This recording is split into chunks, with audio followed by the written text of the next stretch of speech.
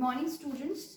Today we'll discuss USB, that is Universal Serial Bus, which is again used for the uh, communication from the input-output devices to the processor. Now, before starting that, I want to just discuss that how the communication being established. So firstly, as we have studied about the ISA bus, we studied about PCI bus. So, and now we are talking about USB. So firstly, I want to discuss that what is the difference between the USB and your PCI bus. Okay, so for that I have drawn this diagram.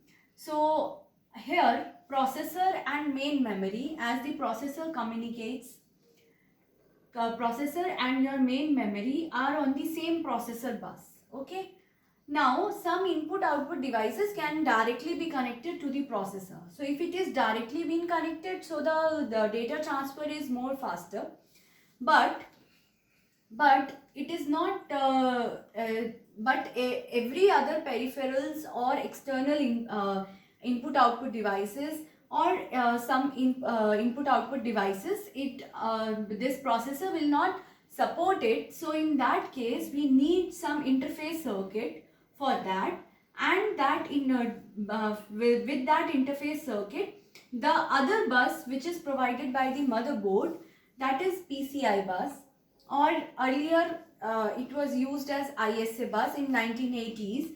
Then 90s we had the PCI bus, which had the plug and play technology.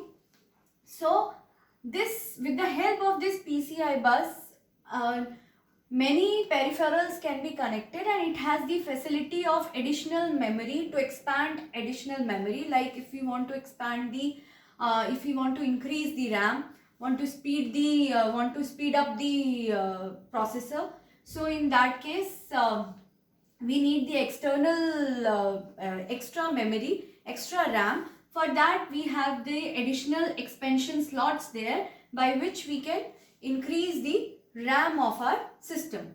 Okay, similar way there is SCI controller bus, there is Ethernet interface, and USB controller, ISA interface. Okay, so all this are connected through PCI bus, which is there on the motherboard, and this PCI bus and this processor, there is a bridge circuit, that means interface circuit is there, and through that the input output device can communicate to the processor. So there is certain timing delay is there, that's why the timer are used there to provide certain delay. So there is certain delay from the input output device to processor, but that is in very less, and the data can be transferred very efficiently. Okay, so because PCI bus also has the facility of DMA access, so through DMA access it can directly communicate to the can take the data from the memory and can writes the data from the memory to PCI bus. Okay, so this is all about your this diagram tells gives you clear picture in mind that what is the difference between PCI bus and for what purpose USB is used. Now this PCI bus is in synchronous.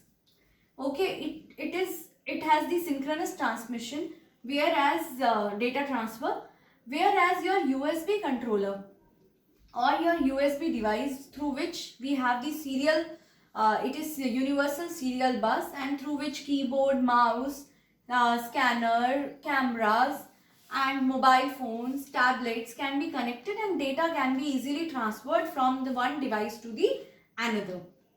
So and games, videos can easily be run through the USB controller. Okay, so this PCI bus has the facility for the it provides the facility for different input output standards. So this USB, through the USB many devices can be connected, and the serial transmission can be done. It is a serial bus, so it provides the asynchronous transmission. Asynchronous transmission means the receiver and the transmitter using different clock pulse. Okay, they are not working on the same clock pulse. So it is using different clock pulse. So that's why, as they are using different clock pulse, as the data coming from the external device and data and through where we want to do the transmission or want to transfer the data. So through PCI bus we are just interfacing it. So it is at different clock pulse, and this is getting the different clock pulse. So that's why the receiver and transmitter are at different clock pulse. USB host and USB device which are at different clock pulse. So this is asynchronous kind of transmission. So for that purpose, this USB serial bus interface port is basically used. Now a single port or single USB host can have the facility of connecting 127 peripherals across it.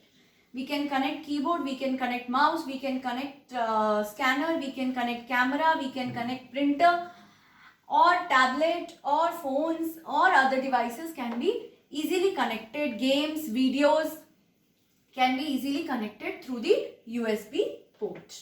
Okay. So now let's see features of USB. Features are, these are the firstly, USB is used. What is USB? Universal Serial Bus. It is used for attaching all types of peripherals, input-output peripherals such as mouse, printer, scanner, keyboard, phone, etc. to PC. Compared to other interfaces such as parallel port, this is serial one, this is serial port provided in PCs for attaching peripheral. USB is very fast. USB is very fast. Now what are the features?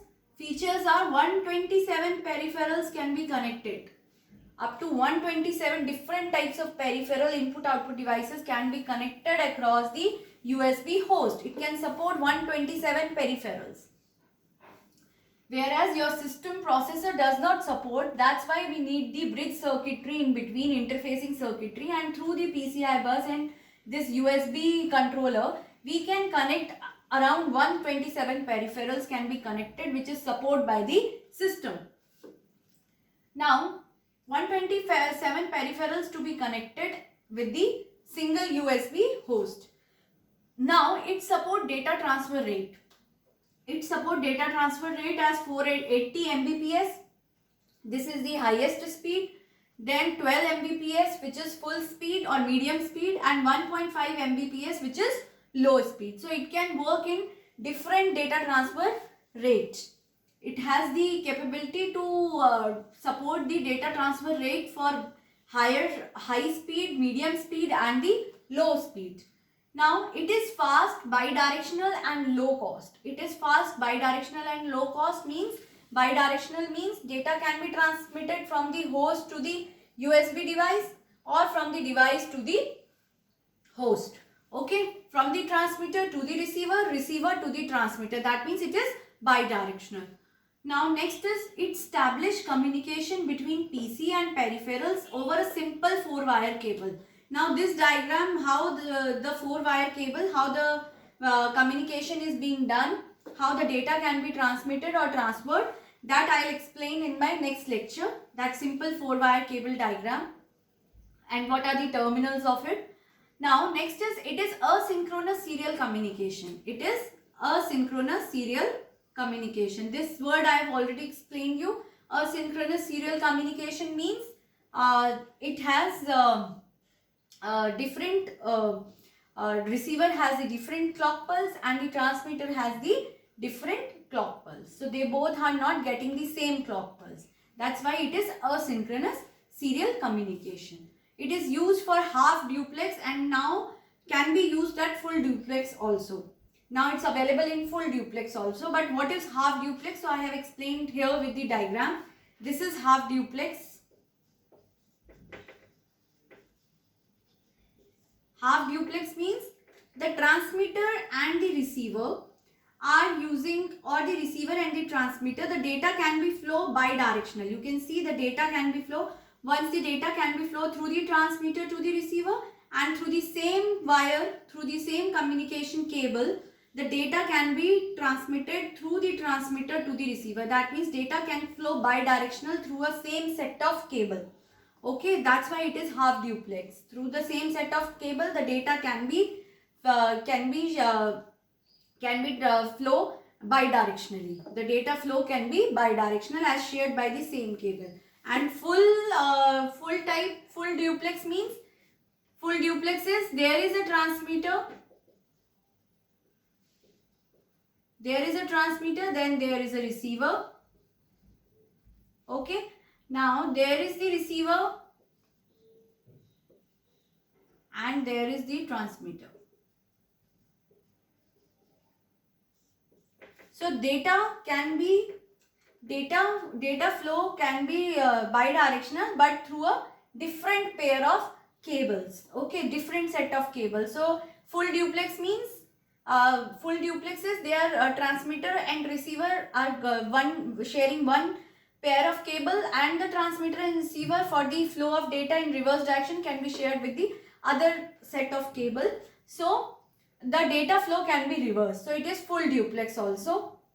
That it is full duplex, that means two simplex type of communication can be used. Two simplex channels can be used, because transmitter to receiver through a single channel in one directional is simplex communication. Okay, so two simplex modes can be used for the full duplex. Okay, and half duplex means through a same cable we can send the data and we can receive the data.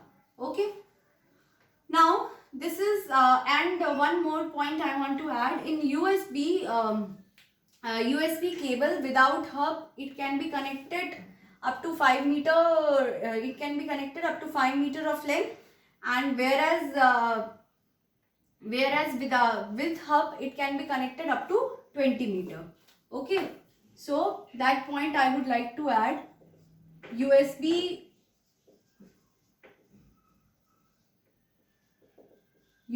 cable without hub can cover the distance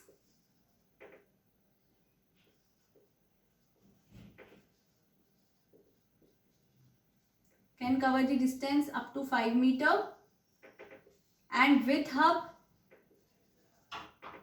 it is up to 20 meter. Okay, so this is the length of the USB cable, that without hub it can be used up to 5 meter, and with hub it can be used up to 20 meter. And this is the example of full duplex communication. Okay, this is the example of half duplex communication. So it supports the half duplex also. The data can flow through the same wire bidirectionally, and also nowadays it's also available in full duplex communication also.